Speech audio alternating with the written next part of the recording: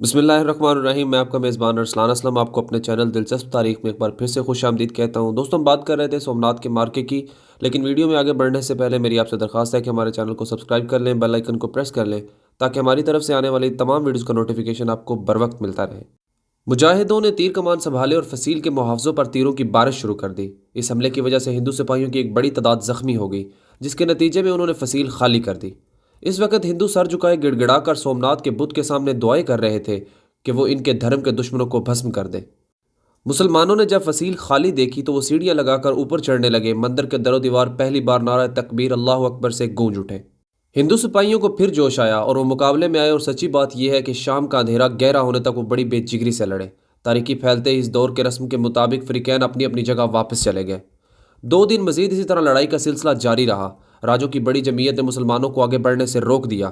فیصلہ کن انداز اب بھی جنگ میں پیدا نہ ہوا تھا۔ سومناتھ کے مارکے میں چوتھے دن ہندو خود باہر نکلے اور انہوں نے محمود غزنی کی فوج پر زبردست حملہ کیا۔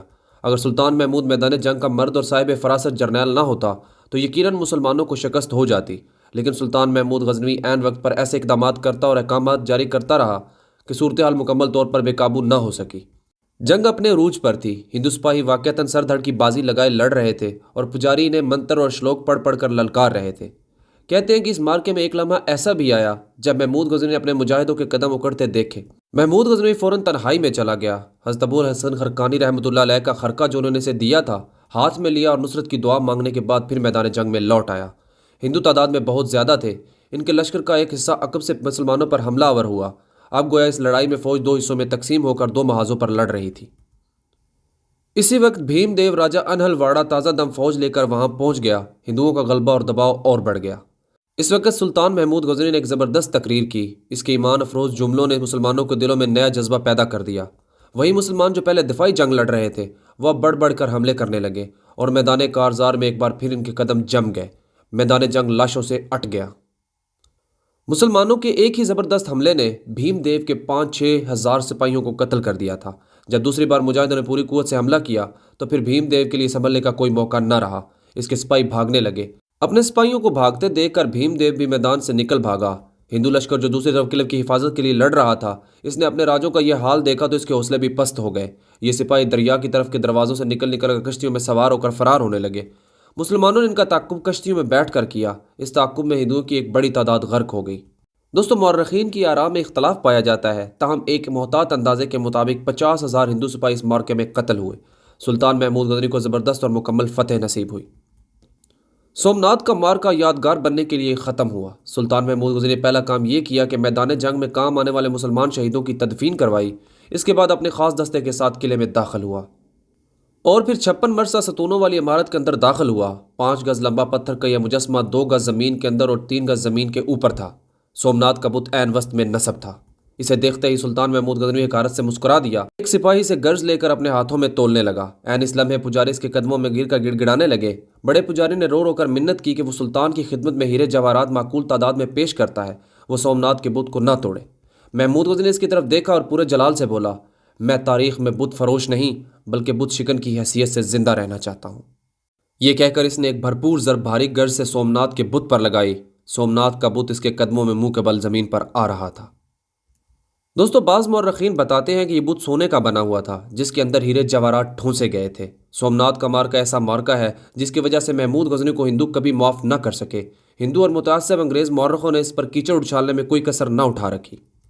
سومناتھ کا مارکا ایک زبردست اور یادگار تاریخی مارکا ہے۔ سومناتھ کا مارکا جذبہ ایمانی کے بغیر کبھی سر نہ ہو سکتا تھا۔ سومناتھ کے بت کا ٹوٹنا انسانی اسلام اور بتوں کی خدائی کی سب سے بڑی شکست تھی۔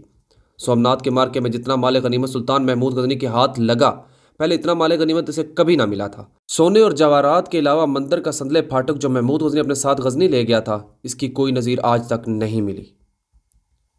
واپسی میں سلطان محمود غزنوی کو اطلاع ملی کہ راجہ بھیم دیو اور اجمیر کا راجہ دونوں نے مل کر ایک بڑی فوج تیار کی ہے جو اس کا راستہ روکنے کی تیاری کر رہی ہے۔ یہ پہلا موقع تھا کہ سلطان محمود غزنوی نے دوسرے انداز کی حکمت عملی سے کام لیا۔ اس کی فوج بہت کم رہ گئی تھی۔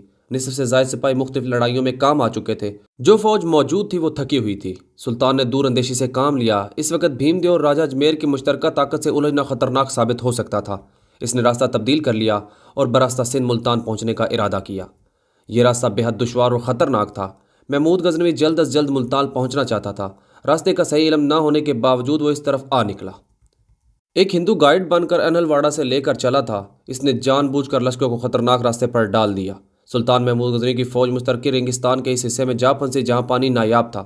ایک رات کے سفر کے بعد سلطان کو شبہ ہوا کہ اسے غلط راستہ پر لے جایا جا رہا ہے۔ اس نے ہندو گائیڈ کو طلب کیا۔ دوستو وہ کٹڑ ہندو تھا، اس نے اپنی زندگی کی بازی لگا رکھی تھی، اس لیے بے دھڑک کہنے لگا، میں سومناتھ کا پجاری ہوں، میں جان بوجھ کر مسلمانوں کو اس ریگستان میں لے کر آیا ہوں تاکہ یہ یہاں بھوک پیاس سے تڑپ تڑپ کر مر جائیں اور یوں میں سومناتھ شکنی کا انتقام لے سکوں۔ سلطان محمود غزنی کے حکم پر اسے اسی لمحے قتل کر دیا گیا۔ ایک اندازے اور تائید غیبی سے سلطان محمود غزنی نے اب ایسا راستہ اختیار کیا جس سے وہ ریگستان سے نکل آیا۔ بہرحال بڑی دقتوں کے بعد وہ ملتان پہنچنے میں کامیاب ہو گیا۔ ملتان میں مختصر قیام کے بعد سلطان نے کوچ کیا۔ 417 ہجری میں وہ غزنی پہنچا۔ سومناتھ کی فتح کا جشن بڑے ٹھاٹ سے کئی دنوں تک منایا جاتا رہا۔ تو دوستو یہ تھا سلطان، بڑی اہمیت حاصل ہے۔ آپ کو ویڈیو کیسی لگی کمنٹ سیکشن میں اپنی رائے سے آگاہ کیجیے گا۔ اگلی ویڈیو کا انتظار کیجیے گا۔ چینل کو سبسکرائب کر لیں، بیل آئیکن کو پریس کر لیں تاکہ ہماری طرف سے آنے والی نیکسٹ ویڈیوز آپ کو بر وقت مل سکیں۔ آپ سے ملتے ہیں اگلی ویڈیو میں، تب تک کے لیے اللہ حافظ۔